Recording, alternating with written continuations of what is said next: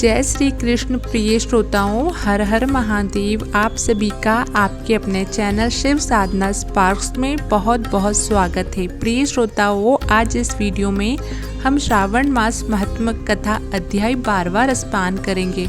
बोलिए भगवान भोलेनाथ की जय। भगवान भोलेनाथ का आशीर्वाद और कृपा दृष्टि सदैव आप पर और आपके पूरे परिवार पर बनी रहे। आइए अब हम अध्याय 12वां प्रारंभ करते हैं। हर हर महादेव। बोलो उमापति महादेव की जय।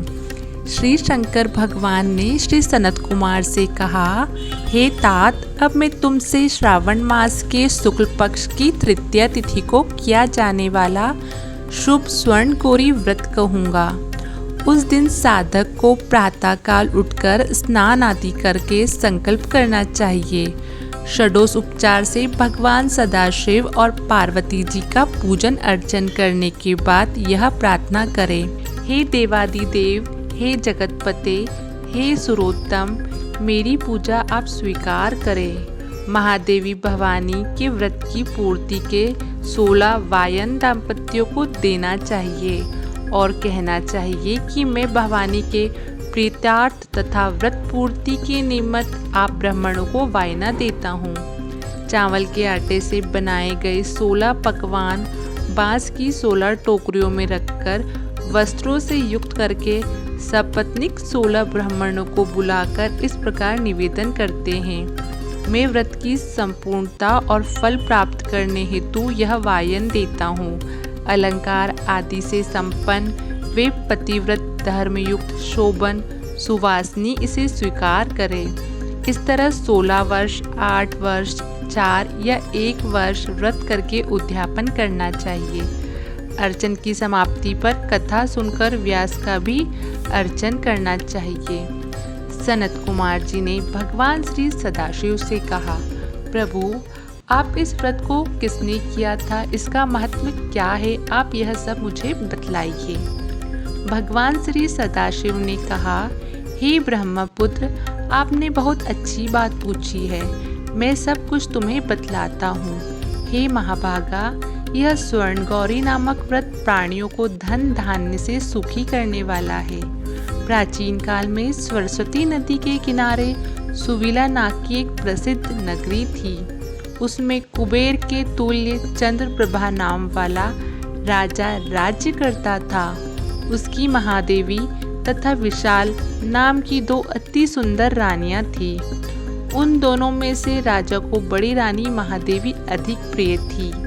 राजा उसे देह प्राण से चाहता था और उस पर प्राण न्यौछावर करता था।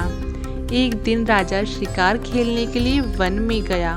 वहाँ सिंह, शार्दूल, वारा, अरना, भैंस, हाथी आदि का शिकार करने के पश्चात प्यास से व्याकुल हो जंगल में इधर उधर घूमने लगा।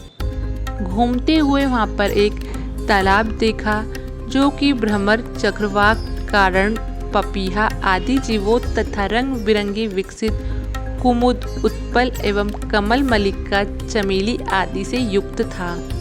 उसने तालाब के किनारे जाकर उसका उत्तम जल पिया। उसने देखा कि तालाब के किनारे अप्सराएं किसी देवी का अर्चन कर रही है। राजा ने उनसे पूछा, आप यह क्या कर रही हैं? उन्होंने उत्तर दिया, महाराज, हम स्वर्ण गौरी का व्रत कर रही है। यह मनुष्य को हर प्रकार की संपत्ति प्रदान करता है।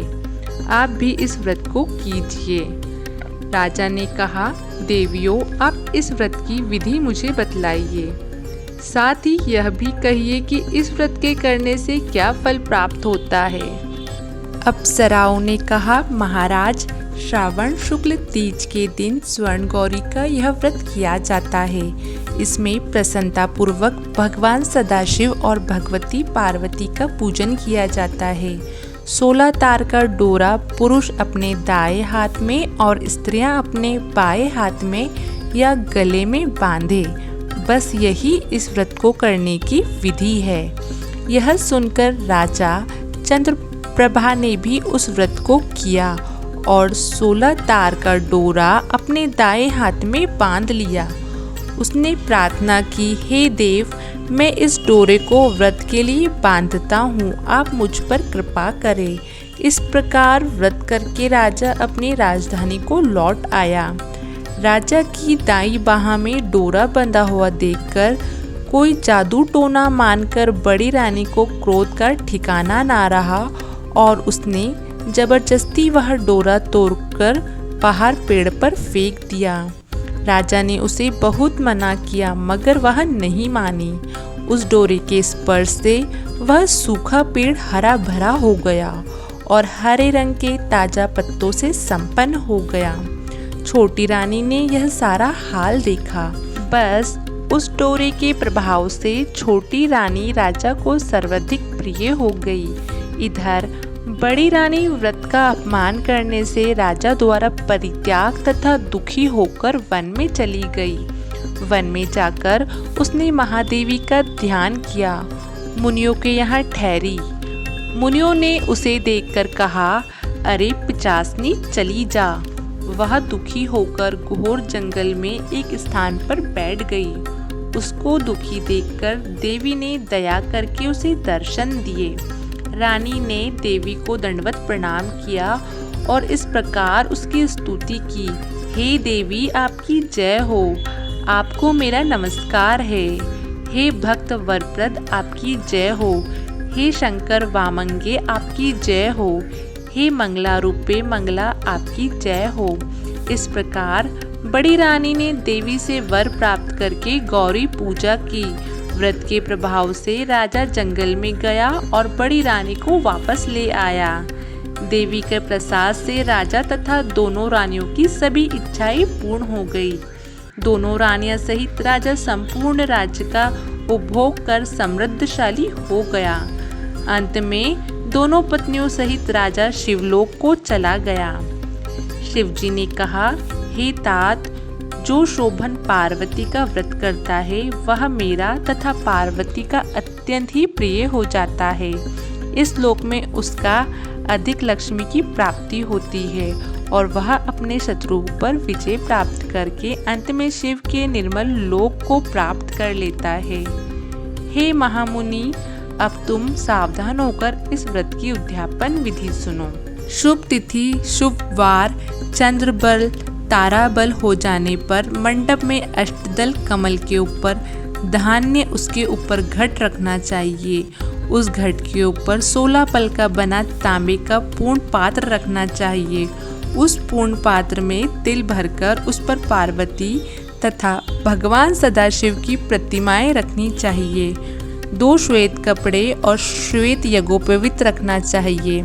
यथाविधि वेद मंत्रों से पूजन करके रात में जागरण करें। अगले दिन प्रातःकाल फिर पूजन करके हवन करना होगा।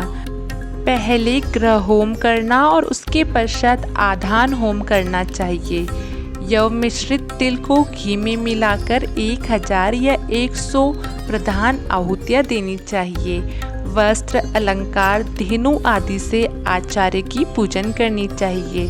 16 वाइनों को दान करके सपत्नीक 16 ब्राह्मणों को भोजन करवाकर सामर्थ्य के अनुसार दक्षिणा देनी चाहिए।